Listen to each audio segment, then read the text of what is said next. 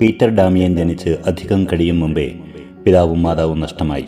അദ്ദേഹത്തിന്റെ സഹോദരന്മാരിൽ ഒരാൾ അദ്ദേഹത്തെ സംരക്ഷിച്ചു വളർത്താനുള്ള ഉത്തരവാദിത്വം ഏറ്റെടുത്തെങ്കിലും വളരെ പരുഷമായാണ് ബാലനോട് പെരുമാറിയിരുന്നത്.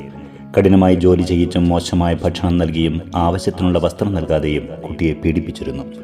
ഒരു ദിവസം പീറ്റർ ഡാമിയന് വളരെ വിലപിടിപ്പുള്ള ഒരു ലോഹക്കട്ടി കിട്ടാനിടയായി.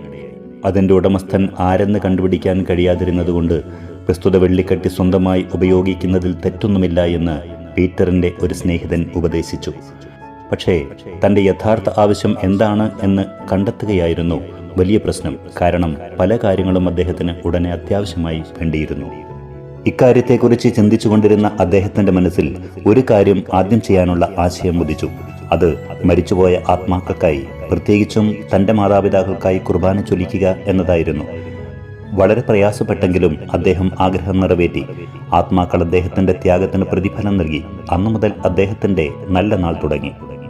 പീറ്റർ താമസിക്കുന്നിടത്ത് അദ്ദേഹത്തിൻ്റെ മൂത്ത സഹോദരനെത്തി. സഹോദരൻ്റെ കഷ്ടപ്പാടുകൾ കണ്ട് മനസ്സലിഞ്ഞ് തൻ്റെ കൂടെ പീറ്ററിനെ താമസിപ്പിക്കാൻ അദ്ദേഹം തയ്യാറായി. അങ്ങനെ ആ സഹോദരൻ പീറ്ററിന് നല്ല ഭക്ഷണവും നല്ല വസ്ത്രവും നല്ല വിദ്യാഭ്യാസവും നൽകി സ്വന്തം മകനെ പോലെ സംരക്ഷിച്ചു. അനുഗ്രഹത്തിനുമേൽ അനുഗ്രഹം പീറ്ററിന് ലഭിച്ചു തുടങ്ങി. പീറ്ററിൻ്റെ അസാധാരണമായ കഴിവുകൾ എല്ലാവർക്കും ബോധ്യമായി. സെമിനാരി പഠനത്തിന് ശേഷം അദ്ദേഹത്തിന് വൈദിക പട്ടം നൽകപ്പെട്ടു. അധികം താമസിയാതെ മെത്രാനായും തുടർന്ന് കർദിനാളായും ഉയർത്തപ്പെട്ടു. അത്ഭുതങ്ങൾ അദ്ദേഹത്തിൻ്റെ ജീവിത വിശുദ്ധിയുടെ തെളിവായി. അതുകൊണ്ട് അദ്ദേഹത്തിൻ്റെ മരണശേഷം വിശുദ്ധനായി നാമകരണം ചെയ്യപ്പെടുകയും സഭാപണ്ഡിതൻ എന്ന പദവിയിലേക്ക് ഉയർത്തപ്പെടുകയും ചെയ്തു.